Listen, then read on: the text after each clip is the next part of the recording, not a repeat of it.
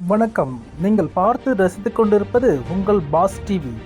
செய்தி வாசிப்பது உங்கள் பி விஜயன். செய்திகள் தொடர்கிறது. செவிலியர் செல்லன் நாயக்கர் நினைவு தினத்தையொட்டி அலங்கரிக்க வைக்கப்பட்ட அவரின் திருவுருவப் படத்திற்கு முதலமைச்சர் ரங்கசாமி உட்பட்ட பலர் மலர் தூவி மரியாதை செலுத்தினார்கள். செவிலியர் செல்லன் நாயக்கரின் நினைவு நாள் புதுச்சேரி அரசு சார்பில் இன்று அனுசரிக்கப்பட்டது. இதனையொட்டி புதுச்சேரி குபேர் சாலையில் உள்ள மேரி கட்டட அரங்கில் அலங்கரிக்க வைக்கப்பட்டிருந்த அவரது திருவுருவப் படத்திற்கு முதலமைச்சர் ரங்கசாமி, பொதுப்பணித்துறை அமைச்சர் லட்சுமி நாராயணன், சட்டமன்ற உறுப்பினர் எஸ்பி ரமேஷ், பாஸ்கர் என்கிற தட்சணாமூர்த்தி, லட்சுமிகாந்தன் ஆகியோர் மலர் தூவி அஞ்சலி செலுத்தினர்.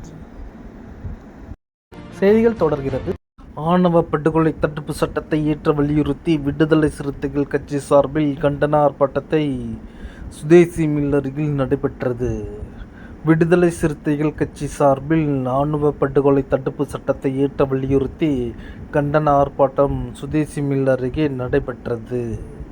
மாநில முதன்மை செயலாளர் தேவா பொழிலன் தலைமையில் நடைபெற்ற ஆர்ப்பாட்டத்தில் புதுச்சேரி விடுதலை சிறுத்தைகள் கட்சி நிர்வாகிகள் முன்னிலை வகித்தனர். ஆர்ப்பாட்டத்தில் சிறப்பு அழைப்பாளராக கட்சியின் பொதுச் செயலாளர் பாலாஜி எம்எல்ஏ கலந்து கொண்டு கோரிக்கைகளை வலியுறுத்தி கண்ணன் உரையாற்றினார். இந்த ஆர்ப்பாட்டத்தில் 100க்கும் மேற்பட்ட விடுதலை சிறுத்தைகள் கட்சி கலந்து கொண்டு மத்திய மாநில அரசுகளை கண்டித்து கண்டன கோஷங்களை எழுப்பினர். சாதி ஆணவ படுகொலைகள் நடந்து வருகிறது. இது ஒரு வாடிக்கையான நிகழ்வு என்கின்ற வகையிலே நடந்து வருகிறது. நாடு முழுவதும் நடைபெற்று வரக்கூடிய ஆணவ படுகொலை தடுப்பதற்கு ஒன்றிய அரசு சிறப்பு சட்டம் ஒன்றை இயற்ற வேண்டும் என்று நாடாளுமன்றத்தில் விடுதலை சிறுத்தைகள் கட்சியுடைய தலைவர் எழுச்சி தமிழர் அவர்கள் பல தருணங்களில் வலியுறுத்தி இருக்கிறார். இன்னும் அத்தகைய ஒரு சிறப்பு சட்டம் வரவில்லை. ஒன்றிய அரசு நிறைவேற்றாவிட்டாலும் கூட மாநில அரசுகளுக்கு இது தொடர்பான சட்டம் இயற்றுகின்ற அதிகாரம் உள்ளது என்கின்ற நிலையில் மாநில அரசுகள், அது தமிழ்நாடு அரசாக இருந்தாலும் சரி, புதுவை அரசாக இருந்தாலும் சரி, சாதி ஆணவ படுகொலையை தடுத்து நிறுத்துவதற்கென சிறப்பு சட்டம் இயற்றிட வேண்டும் என்கின்ற கோரிக்கையை தொடர்ச்சியாக விடுதலை சிறுத்தைகள் கட்சி, இன்னும் குறிப்பாக தலைவர் எழுச்சி தமிழர் அவர்கள் வலியுறுத்தி வருகிறார். அவருடைய குரலை சட்டமன்றத்திலே கூட, தமிழ்நாடு சட்டமன்றத்திலே கூட பதிவு செய்திருக்கிறோம். இன்னும் குறிப்பாக ஆதிதிராவிட நலத்துறை மானிய விவாத கோரிக்கையின் பொழுது விடுதலை சிறுத்தைகள் கட்சியின் சார்பில் பங்கேற்று பேசிய நானே இது தொடர்பாக தமிழ்நாடு சட்டமன்றத்தில் ஆணவ படுகொலை தடுப்பதற்கான சிறப்பு சட்டம் வேண்டும் என்கின்ற ஒரு வலியுறுத்தலை செய்திருக்கிறேன். தற்பொழுது நெல்லை பகுதியிலே நிகழ்ந்திருக்கக்கூடிய கவின் என்கின்ற மென்பொருள் பொறியாளருடைய சாதி ஆணவ படுகொலை இந்த தேவையினை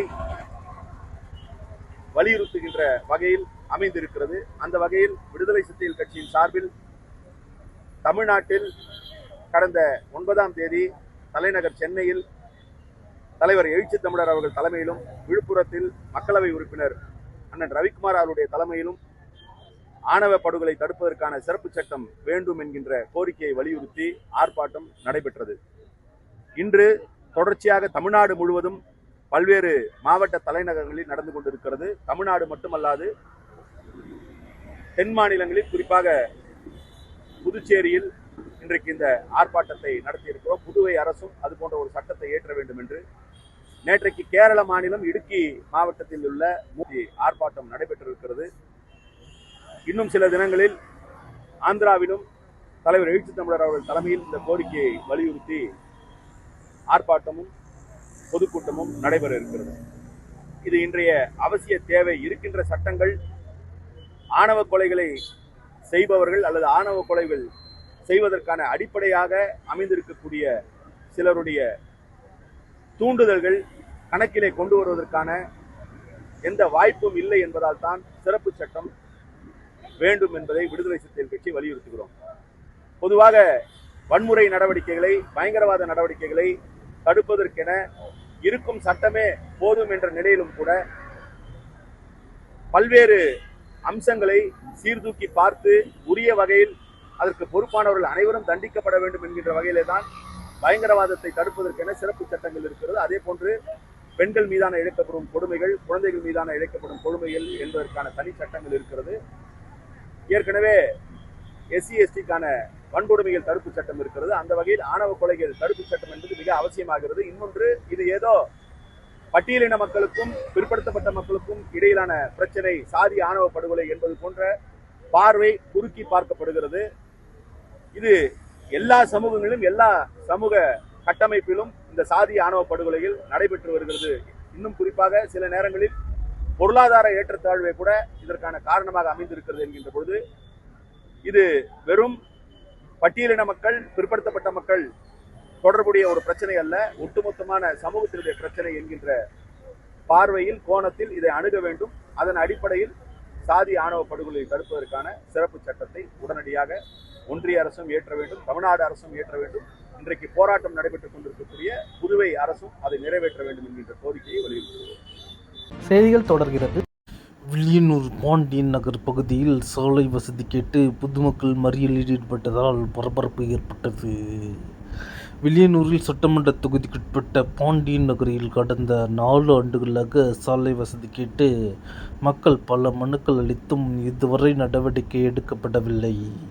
இது தொடர்பாக மனு அளித்தும் நடவடிக்கை எடுக்காததால் தொகுதியின் சட்டமன்ற உறுப்பினரும் எதிர்க்கட்சி தலைவருமான சிவாவை கண்டித்து மக்கள் வில்லியனூர் திருக்கனூர் சாலையில் மறியலில் ஈடுபட்டனர். காலை 7 மணியிலிருந்து 9 மணி வரை இந்த போராட்டம் நடைபெற்றது. போராட்டம் ரயில்வே தண்டவாளம் அருகே நடந்ததால் எதிரே வந்த வாகனங்கள் ரயில் பாதையில் நின்றன. அதே நேரத்தில் ரயில் வருவதை சிக்னல் கொடுக்கப்பட்டது. இதனால் அங்கு சில நிமிடங்கள் பரபரப்பு ஏற்பட்டது. உடனே ரயில்வே ஊழியர்கள் சைரனை எழுப்பி ரயில்வே தடுப்பானை இயக்கினார்கள். இதனைத் தொடர்ந்து ரயில்வே பாதையில் இருந்து வாகனம் அங்கிருந்து நகர்த்ததால் இதன் பிறகு ரயில்வே கேட் போடப்பட்டு ரயில் கடந்து சென்றதும் விழுப்புரம் பாண்டியன் நகர் மக்கள் காலை 10 மணி வரை தங்களது போராட்டத்தை தொடர்ந்தனர். இதனிடையே சம்பவ இடத்திற்கு வந்த போலீசார் சட்டமன்ற உறுப்பினர் சிவாவை தொலைபேசி மூலம் தொடர்பு கொண்டு பொதுமக்களுடன் பேச வைத்தனர். தற்காலிகமாக மண் போட்டு சாலை சீரமைக்கப்படும், சில மாதங்களுக்குள் சாலை அமைக்கப்படும் என MLA உறுதி அளிக்க போராட்டம் கைவிடப்பட்டது. செய்திகள் தொடர்கிறது. புதுச்சேரி ரெட்டியார்பாளையத்தில் உள்ள பிரசிடென்சி மேல்நிலை ஏலேட்டில் 2ஆம் ஆண்டு விளையாட்டு தினம் கொண்டாடப்பட்டது. விழாவில் பள்ளியின் தாளர் கிறிஸ்டியராஜ் தலைமை தாங்கினார். சிறப்பு விருந்தினராக மார்டினா கௌதம் கலந்து கொண்டார். மாணவர்களுக்கான பல்வேறு விளையாட்டு போட்டிகள் நடைபெற்றது.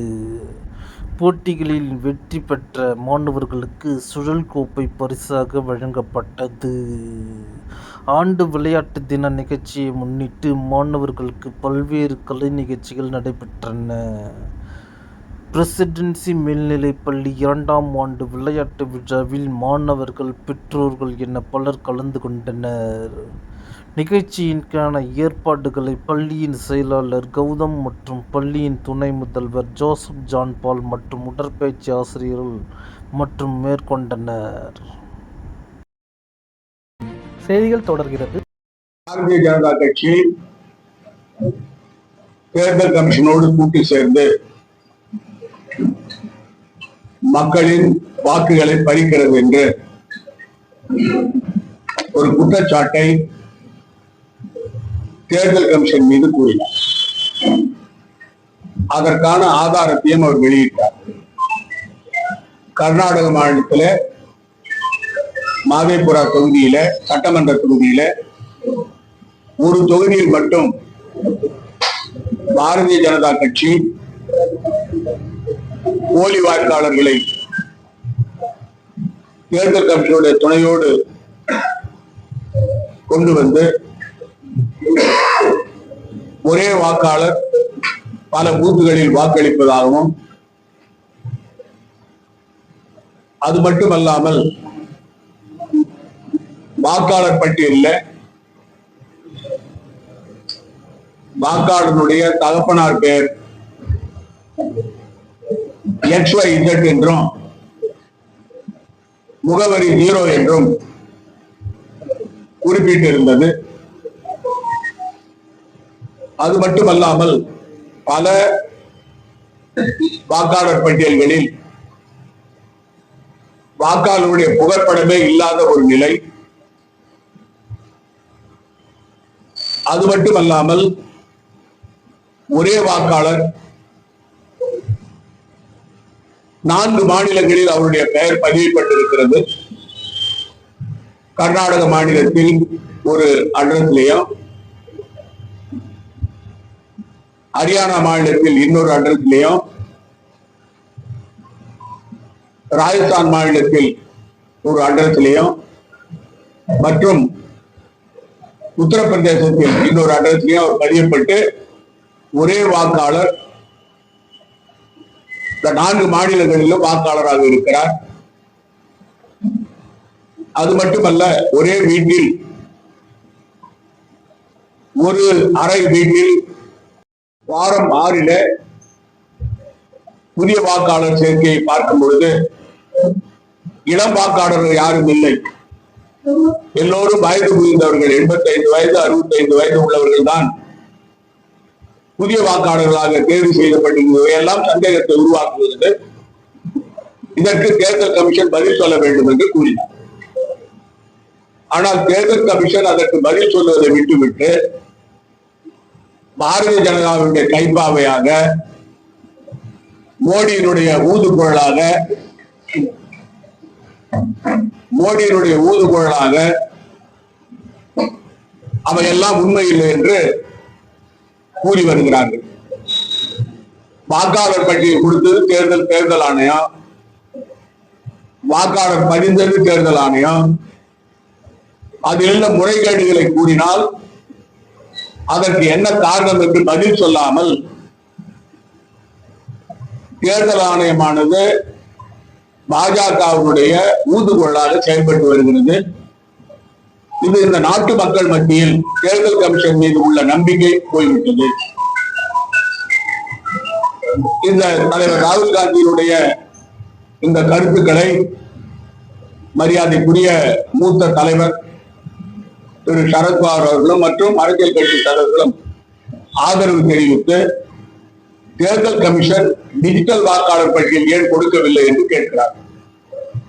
இப்பொழுது கொடுத்திருக்கிற வாக்காளர் பட்டியலை நீங்கள் கம்ப்யூட்டரில் ஏற்றினால் அது உடனே மறைந்துவிடும். அது மட்டுமல்ல, இவர்கள் வீடியோ எடுக்கிறார்கள், தேர்தல் சமயத்தில் வீடியோ எடுக்கிறார்கள். அந்த வீடியோவையும் 6 நாட்களிலே கலைத்து விடுகிறார்கள். எதற்கு கலைக்கிறார்? இந்த கேள்விகள் எல்லாம் இதிலிருந்து எழுகிறது. ஆகவே தேர்தல் கமிஷனானது நம்பிக்கை தன்மையை இழந்துவிட்டது என்பது தெளிவாக தெரிகிறது. புதுச்சேரி மாநிலத்தை ஒடுக்குகின்ற அளவில் ஒரு சம்பவம் நேற்று விடியற் காலை நடந்திருக்கு. தொடர்ந்து காங்கிரஸ் கட்சியின் சார்பிலும் எதிர்கட்சிகளின் சார்பிலும் மரியாதைக்குரிய முதலமைச்சர் ரங்கசாமி அவர்களுக்கும் என்ஆர் பிஜேபி கூட்டணிக்கும் புதுச்சேரி மாநிலத்தில் நகர பகுதிகளிலும் கிராம பகுதிகளிலும் நிறைய ரெஸ்டோ பார்களும் ஹோட்டல் பார்களும் அதற்கு அனுமதியை கலால்துறை அமைச்சராக இருக்கின்ற திரு ரங்கசாமி அவர்கள் கொடுத்திருக்கிறார். அதற்கு ஒவ்வொரு ரெஸ்டோ பாருக்கும் 40 லட்சம் ரூபாய் கையூட்டு பெறப்பட்டிருக்கிறது என்று பகிரங்க குற்றச்சாட்டை கூறினார். அது மட்டுமல்ல, இது போன்ற ரெஸ்டோ பார்களால் புதுச்சேரி மாநிலத்துடைய கலாச்சாரம் சீரழிந்து வருகிறது. அதற்கு ரங்கசாமி அவர்களும் என்ஆர் பாஜக கூட்டணியில் பொறுப்பேற்க வேண்டும் என்று நாங்கள் தொடர்ந்து வலியுறுத்தி வருகிறோம். இதற்காக காமராஜ் நகர் சட்டமன்ற தொகுதியில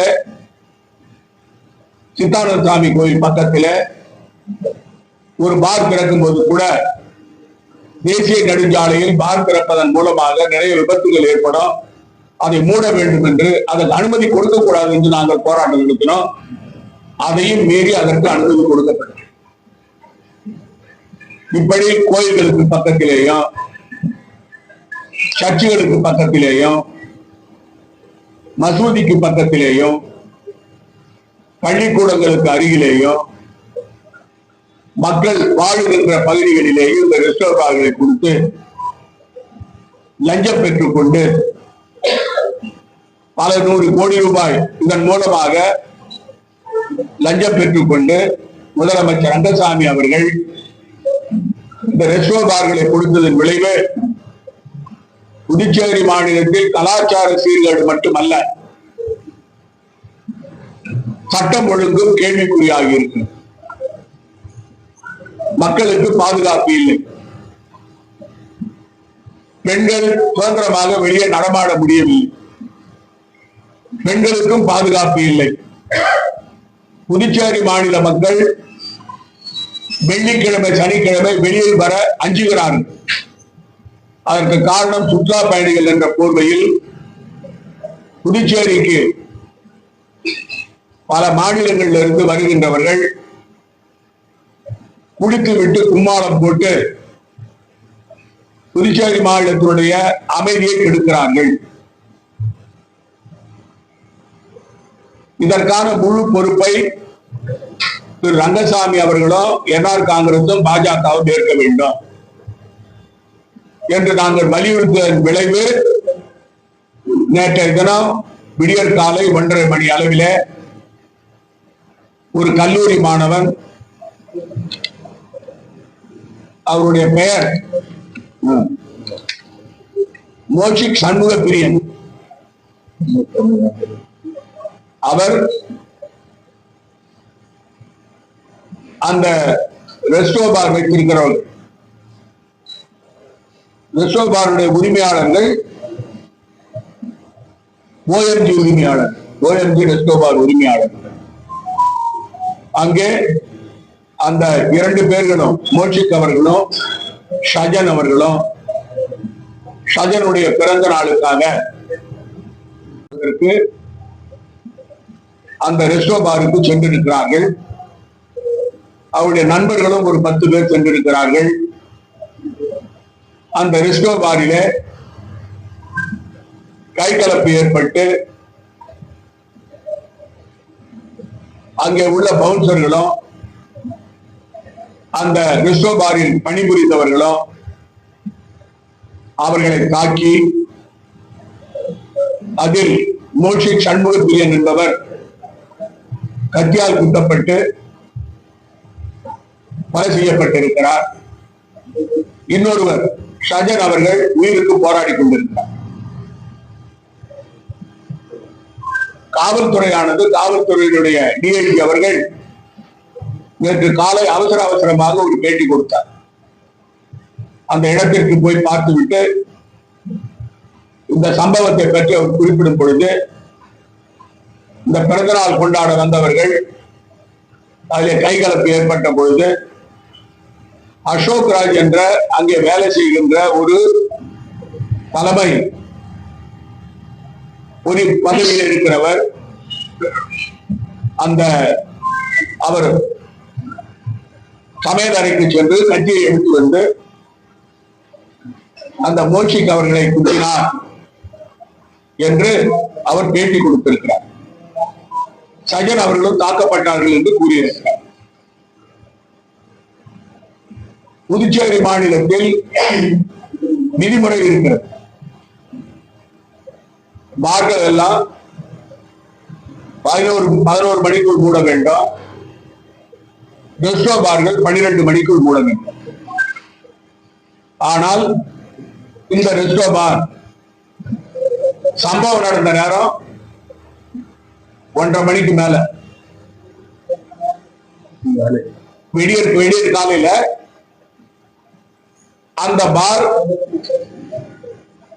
அந்த பார் திறந்து வைப்பதற்கு யார் அனுமதி கொடுக்கும்?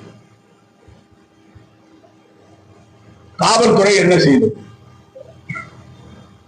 காவல்துறை தூங்கிக் கொண்டிருக்கிறதா? அந்த ஒரு பார் மட்டுமல்ல,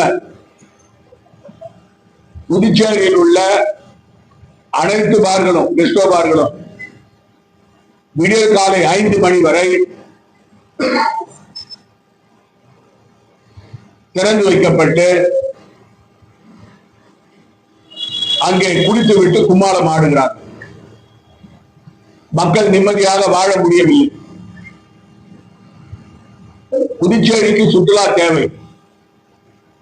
ஆனால் இப்படிப்பட்ட புதுச்சேரி மாநில மக்களுக்கு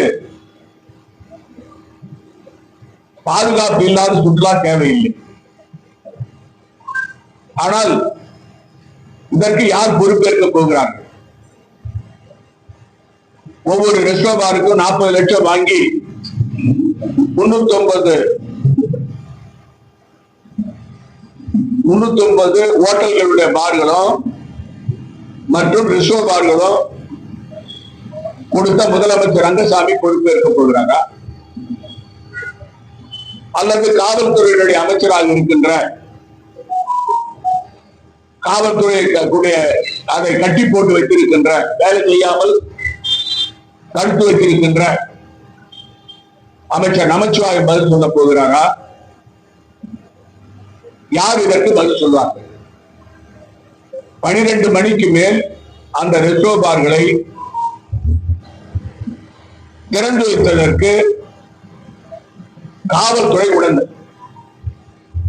காவல்துறையானது கையூட்டு பெற்றுக்கொண்டு எல்லா ரெஸ்டாரண்ட் பார்களிலும் கையூட்டு பெற்றுக்கொண்டு அரசு அறிவித்த காலத்தை மீறி அந்த மதுக்கடைகளை நடத்துவதற்கு காவல்துறையும் குற்றவாளி, காவல்துறையும் பொறுப்பு. ஒரு மாணவன், MBA படிக்கிற மாணவன் உயிரிழந்திருக்கிறார்.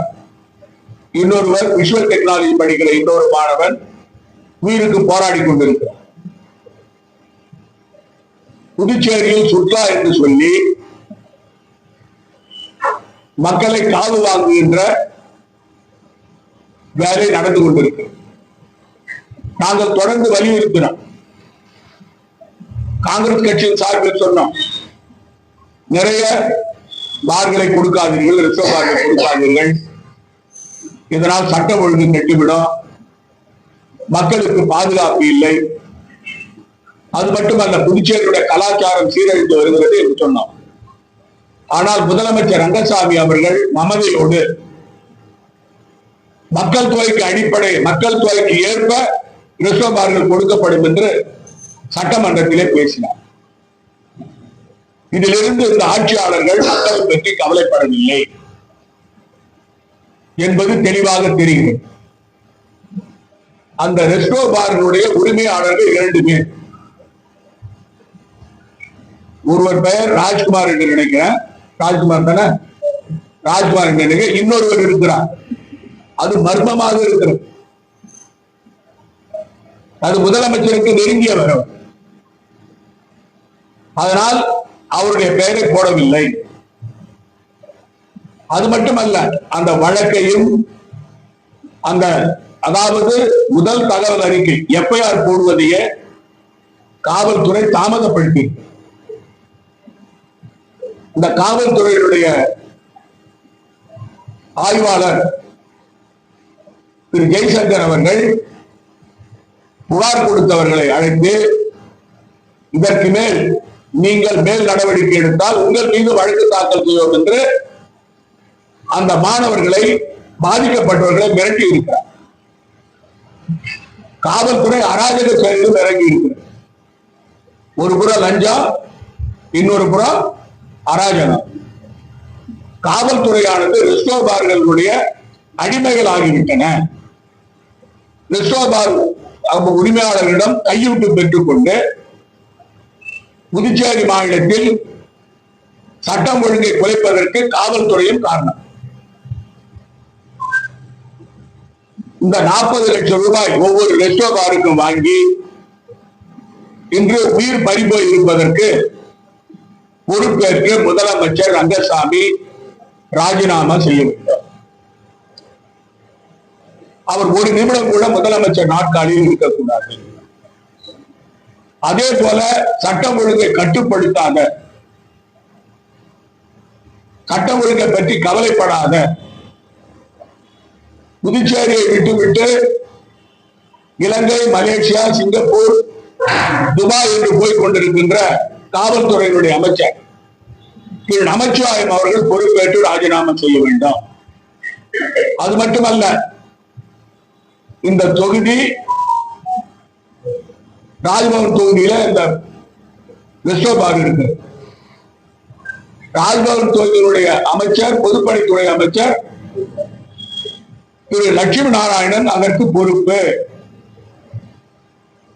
திரு லட்சுமி நாராயணன் ஏன் ரெஸ்டோபார் அங்கே வருவதற்கு அனுமதித்தார்? அவர் அந்த தொகுதியினுடைய சட்டமன்ற உறுப்பினர். அதுவும் அந்த 3 ரெஸ்டோபார், ஒண்ணு OMG ரெஸ்டோபார், இன்னொன்னு அதே விசமீதியில் இருக்குன்னு சொல்றார் OMG ரெஸ்டோபார், இரண்டாவது அவஞ்சூர் ரெஸ்டோபார். அவஞ்சூர் ரெஸ்டோபார்ன்றது அதாவது நேரு வீதிக்கும் மிஷன் வீதியில நேரு வீதிக்கும் மாதா கோயில் வீதிக்கும் தங்கப்பிள்ளை வீதிக்கும் நடுவில் 2. மூணாவது ஜூக், அது ஒரு ரெஸ்டோபார். அந்த ரெஸ்டோபார் எங்க இருக்குன்னு சொன்னா அந்த காசா பிளாங்கா கடைக்கு எழுத்தா போல இருக்கு. அதுவும் மிஷன் ஸ்ட்ரீட்ல, 3 மிஷன் ஸ்ட்ரீட்ல இருக்கு. இதுல இந்த OMG ரெஸ்டோபார் முதலமைச்சருக்கு நெருக்கமானவர்களுக்கு சொந்தம். அதே போல அவஞ்சூர் ரெஸ்டோபார் முதலமைச்சருக்கு நெருக்கமானவருக்கு சொந்தம். அது மட்டும் இல்ல, இந்த ஜூக்கு ரெஸ்டோபார் இப்ப புதுசா சேர்த்துக்கிறாங்க பாருங்க ஒரு அமைச்சர், அதாவது கோயில் நலத்தை அபகரித்த ஒரு அமைச்சர் திரு ஜான்குமார் அவர்களுடைய உறவினருக்கு சொந்தம். அது மட்டும் இல்ல, அவங்களுக்கு இன்னொரு பார் ரெஸ்டோபார். அது எந்த ரெஸ்டோபார்னா கோஜி. அந்த கோஜி ரெஸ்டோபார் முன்ன கந்தன் தியேட்டர் இருக்குது பாருங்க, அது பக்கத்தில் இருக்கிற கோஜி ரெஸ்டோபார். இது நீங்க அதாவது ஆட்சி அதிகாரத்தில் இருக்கவங்க அவங்க பினாமி தான் இந்த ரெஸ்டோபார்கள் நடத்துறாங்க பூச்சை. அதாவது காலத்தீஸ்வரர் கோயிலுக்கு ஒரு 30 மீட்டர் கூட இல்லை அந்த ஜூக்கு ரெஸ்டோபார். மாதா கோயில் 40 மீட்டர் கூட இல்லை இந்த அவஞ்சூர் ரெஸ்டோபார்.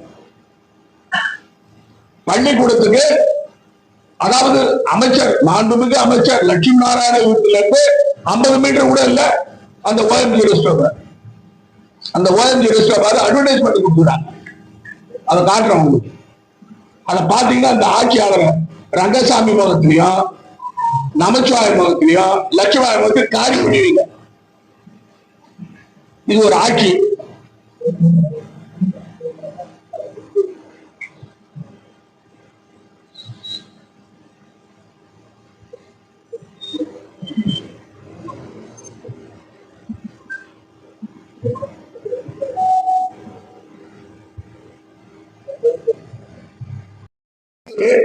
புதுச்சேரியில் ஜெகஜோதியா இருக்கிறது கூட ரெஸ்டோபார் மட்டும்தான்.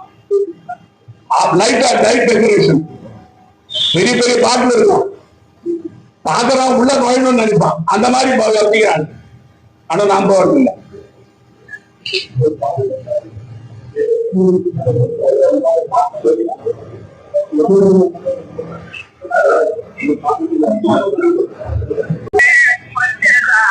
பாத்தீங்களா? அது இது 2. அது யூடியூப்ல, இது இன்ஸ்டாகிராம்.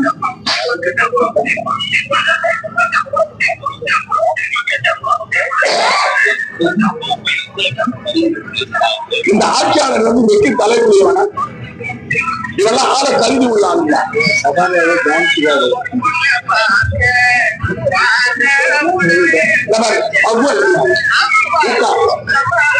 அது ஊக்கா என்னன்னா இது கஞ்சா கரெக்டா போயிட்டு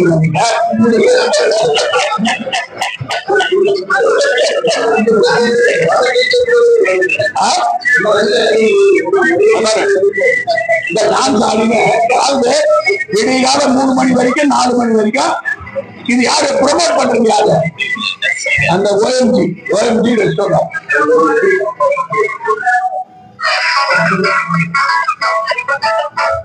இந்த டான்ஸ்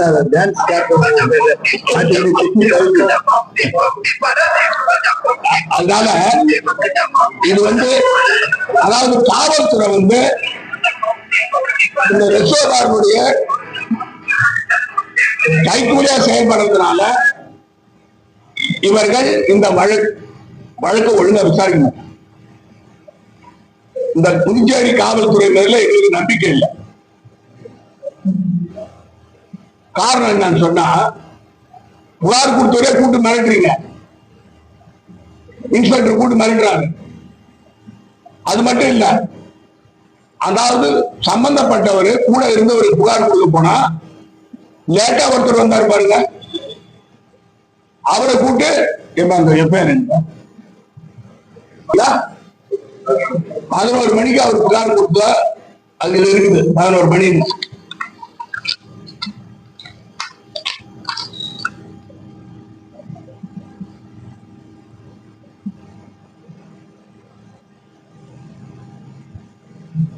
அவர் தேவராஜன் ஒரு வழக்கறிஞர் பயிற்சி பெறாரு. அவர் சென்னையில் இருக்காரு. அவர் பேர்ல தான் புகார் வாங்கியிருக்கிறாங்க. ஆனா அவர் கூட இன்னும் நிறைய பேர் இருந்தாங்க. அவர்கிட்ட புகார் வாங்கி லேட்டா வந்தவர் அவர் கூட இருந்தாங்க பாருங்க, அவர்கிட்ட புகார் வாங்கணும். திட்டமிட்டு காவல்துறை இந்த வழக்கை குழி தோண்டி புதைக்க பார்க்கிறது. அதுக்கு காரணம் இவர்கள் எல்லாம் முதலமைச்சருக்கு நெருக்கமானவர்கள். அமைச்சர் ஜான்குமாருக்கு நெருக்கமானவர்கள். அது மட்டும் இல்ல, அந்த காமராஜர் நகர் பகுதியில ஒரு பாரு மேல மெட்ட மேல 4வது மாடியில் ஒரு பாரு அமைத்தி அது நடக்கிறாங்க. அவன் என்ன பண்றான், 4வது பார்ல இருந்து 4வது மாடியில இருந்து குடிச்சிட்டு பாட்டில தூக்கி கீழே போடுறான். அந்த பக்கத்துல இருக்கிற பகுதியில் இருக்கிற மக்கள்லாம் போராட்டம் நடத்திட்டாங்க, பார எடுன்னு சொல்லிட்டாங்க. ஆனா இன்னும் நடக்குது. அது காரணம் அவங்களும் முதலமைச்சர் இருக்கணும். அது மட்டும் இல்ல, நீங்க மண்ணாடிப்பட்டு போனீங்கன்னா மாண்புமிகு அமைச்சர் நமச்சிவாயம் தொகுதி, அந்த தொகுதியில மண்ணாடிப்பட்டு, திருக்கனூர், அப்புறம் மணலிப்பட்டு, சோம்பட்டு, இந்த பகுதியில பூரா அவருடைய சாதனை என்னன்னு சொன்னா, அந்த தொகுதியில பிரசோபார்த்தர் தான் அவருடைய சாதனை. சொன்னாரு தேர்தல் சமயத்துல மண்ணாடிப்பட்டு தொகுதி மக்களுக்கு வாக்குறுதி கொடுத்தாரு, வீட்டுக்கு ஒருத்தருக்கு வேலை வாங்கி கொடுத்தார். அதே போல நாங்க தேர்ந்தெடுக்கப்பட்டா இந்த தொகுதியில லிங்காரெட்டிப்பாளையம் சக்கராலயம் நான் திறப்பேன், அதாவது நிறைய வேலை வாய்ப்பை உருவாக்குன்னு சொன்னார். ஆனா அவருக்கு வேண்டியவங்க, அவர் உறவினர்கள், அவருடைய நண்பர்கள் எல்லாரும், அதாவது மண்ணாடிப்பட்டுல இருக்கிறது மக்கள் தொகை எவ்வளவு தெரியுமா? குறைஞ்சபட்சம் குறைஞ்சது ஒரு 1500 பேர் இருப்பாங்க. 1500 ஓட்டு இருக்கும். அங்க 3 ரெஸ்டாரண்ட். மண்ணாடிப்பட்டு கிராமம், பாண்டிச்சேரியுடைய பார்டர். மணலிப்பட்டு அது பாண்டிச்சேரி பார்டர், அங்க 5 ரெஸ்டாரண்ட். என்னன்னா தமிழ்நாட்டு ஆளுன்னு வரணும். திருக்கனூர்ல அதே காலத்தான். அது அவருடைய சாதனையே ரெஸ்டாரண்ட் தெரிந்ததுதான் நமச்சிவாயத்தினுடைய சாதனை மண்ணாடிப்பட்டு தொகுதி. அதே போல புதுச்சேரியில் எங்க போனாலும் சரி, இந்த ஆட்சியாளர்கள் மக்களை பற்றி கவலைப்படுறதில்லை, மாநில வளர்ச்சியை பற்றி கவலைப்படுறதில்லை, கொண்டாடிக்கிட்டே இருக்கிறார். முதலமைச்சர் பாத்தீங்களா, ஒரு கார்ல போறாரு, இந்த காரு ஒல்வா கார்ல போறாரு, 1.5 கோடி ரூபாய் முதலமைச்சர் ரங்கசாமிக்கு. ஏன்னா அவர் பெரிய தொழிற்சாலை வச்சுக்கிறாரு, அவர் பெரிய தொழிலதிபர், அவருக்கு பல கோடி ரூபாய் சொத்து இருக்கு. ஆமாமா, ஏன்னா எனக்கு தெரியும். இவங்க சொன்னாங்க தேர்தல் கமிஷன்ல கொடுத்தாரு பாருங்க, அப்படி விட்டேன். அது இந்தியாவில் இருக்கிற பணக்காரர்கள் 3வது பணக்காரர். ஆனா ஏழைகளின் பங்காளர், பெருந்தலைவர் காமராஜருடைய வாரிசு. பெருந்தலைவர் காமராஜ் வாரிசு லட்சபாத் இருக்கிறாரா? காமராஜ் பேர் சொல்றதுக்கே தகுதி இல்லாதவர் அவர் கந்தசாமி. அவர் வந்து அந்த எப்படி வாங்கினார் இந்த கார் ஒல்வோ கார்? அவர் ஒரு முதலமைச்சர், புதுச்சேரி மாநில மக்களுக்கு பதில் சொல்லி ஆகணும். எப்படி வாங்கினாரு? பணம் எங்க இருந்து? யார் கொடுத்தாங்க? சரி, யாராவது அவருக்கு வந்து கிப்டா கூட கொடுத்துருக்கலாம், நன்கொடையா கொடுத்துருக்காங்க. ஏத்துக்க ரங்கசாமி நன்கொடையா கார் வாங்குவார், வாங்கினார் இல்லையா? அவங்க யாரு மக்களுக்கு தெரியுமா இல்லையா? இது ஒண்ணு இல்லைங்க. இதுக்கு முன்ன ஒரு ஒல்வோ கார் வாங்கினார் 1.5 வருஷத்துக்கு முன்ன. சட்டம் யாருங்க? அந்த ஒல்வோ கார் வாங்கினது யாருக்குன்னு உங்களுக்கு தெரியும். ஒரு கல்யாணத்துக்கு வாங்கி கொடுத்தாராங்க. அது ஒரு கார் ஆச்சா? அப்புறம் ரெண்டாவது இந்த ஒல்வோ கார் வாங்கிக்கிறார். ஒண்ணு கவர்மெண்ட் கார், கியா கார் கவர்மெண்ட் கார். 1.5 கோடி ரூபாய்க்கு கார் வாங்குறதுக்கு ரங்கசாமிக்கு எங்க இருந்து பணம் வந்தது? கிஃப்ட் கொடுத்தவங்க யாரு? நீ கிஃப்ட் கொடுத்திருந்தா அவன் கொடுத்தா நீ அவனுக்கு சலுகை பண்ணாதான் கொடுத்துருப்பான்.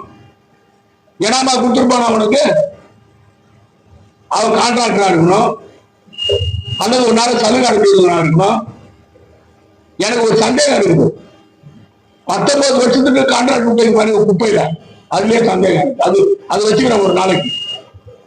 நம்ம ஆட்சியில 800 ரூபாய் தான் ஒரு டன்னுக்கு. ஆனா இன்னைக்கு என்ன? இன்னைக்கு 3800 ரூபாய், 3850 ரூபாய் ஒரு டன்னுக்கு. 19 வருஷத்துக்கு யார் கொடுக்குறீங்க? இது எல்லாம் ஒட்டு மொத்தமா நீங்க பாத்தீங்கன்னா இந்த ஆட்சியை படுத்தவங்க மிஞ்ச மாட்டான். எல்லாம் ஜெயிலுக்கு போறோம். முதலமைச்சர்ல இருந்து அமைச்சர்கள் இருந்து சம்பந்தப்பட்ட அதிகாரிகள் எல்லாம் ஜெயிலுக்கு போவான். அதனால வந்து இந்த வழக்கை இந்த ரிசர்வ் பார்ல நடந்த OMG ரிசர்வ் பார்ல நடந்த சம்பளத்துடைய வழக்கை சிபிஐக்கு அனுப்பணும். இங்க வந்து புதுச்சேரி மாநில காவல்துறை மீது எங்களுக்கு நம்பிக்கை இல்லை. காவல்துறையானது பாரபட்சமாக செயல்படுகிறது. ஒரு இன்ஸ்பெக்டரே கூப்பிட்டு கம்ப்ளைண்ட் கொடுத்தது பேர்ல நீ இதுக்கு மேல போனீங்கன்னா உங்க பேர்ல கேஸ் போடுன்னு சொன்னா என்ன அர்த்தம்? காவல்துறை ரிசர்வ் பார்களுக்கு ஓனர்களுக்கு எல்லாம் அவங்களுக்கு வந்து சாதகமா செயல்படும். இவங்க இந்த சிபிஐக்கு மாத்திரம்னு வச்சுங்க, நாங்களே நீதிமன்றம் போய் சிபிஐ உத்தரவாங்க, நாங்களே ஹைகோர்ட்டுக்கு போவோம்.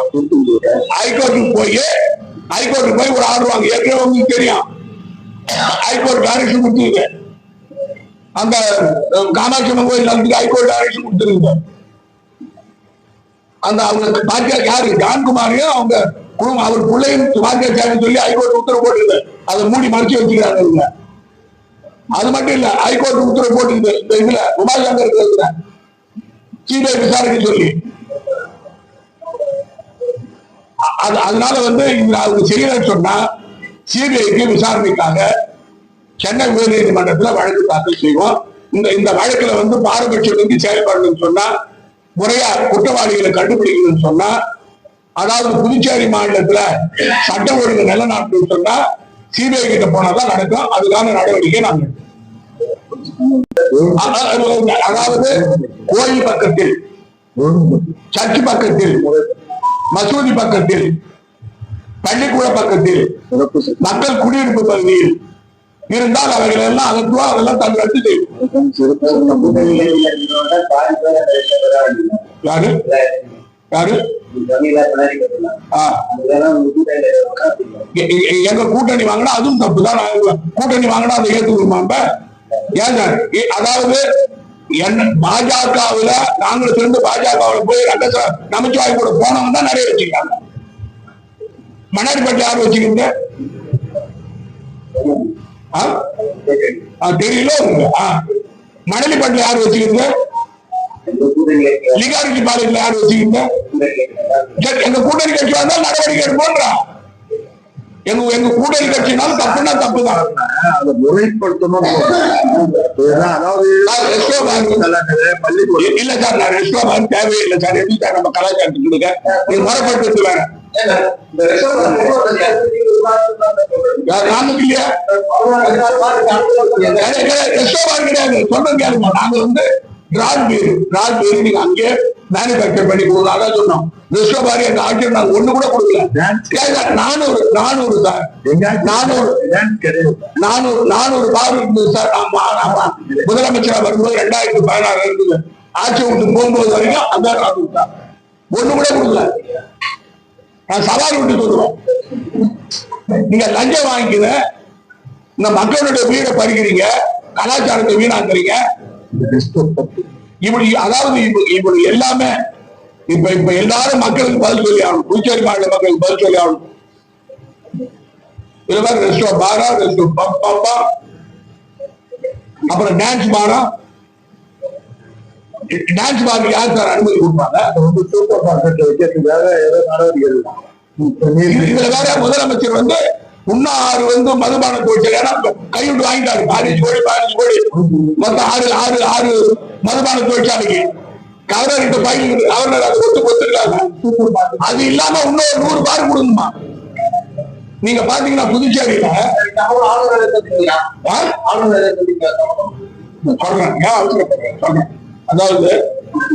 அதாவது சார் நம்ம புதுச்சேரியில நீங்க பாத்தீங்கன்னா இந்த 100 பார் கொடுக்கணுமா புதுச்சேரி.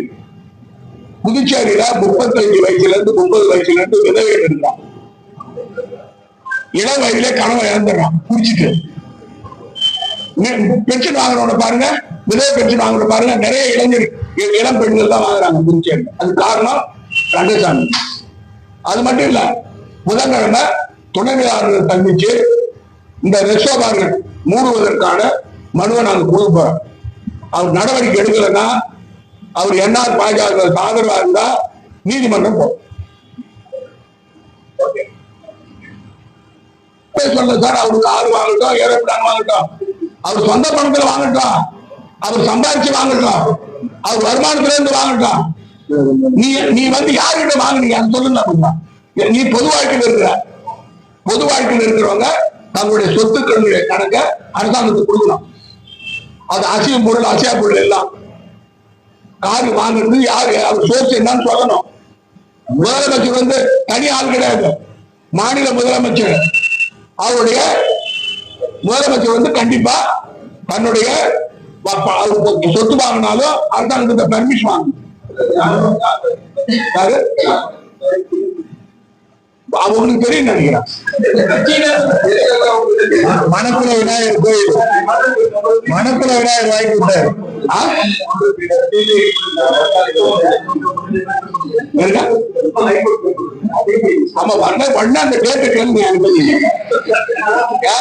நாங்க சொன்னோம் குற்றச்சாட்டு கொடுத்தோமா இல்லையா? அதாவது ஒரு 10 நாளாவது நாங்க வெயிட் பண்ண வேணாமா? ஒழுங்கா நடக்குதா இல்லையா? உங்க கூட்டு எங்க கட்சி தலைவர் வந்த பிறகு எல்லாம் ஒன்னா சேர்த்து கொடுப்போம். கண்டிப்பா கொடுக்காது. 20ஆம் தேதி மேல கொடுப்போம். தமிழகத்துடைய முதலமைச்சர் எளிய முதலமைச்சர் நான் கோட்டைக்கு தான் போலியா அம்பாசடர் வச்சுட்டு சொன்னாரு. வணக்கம், நீங்கள் பார்த்து ரசித்துக் கொண்டிருப்பது உங்கள் பாஸ் டிவி.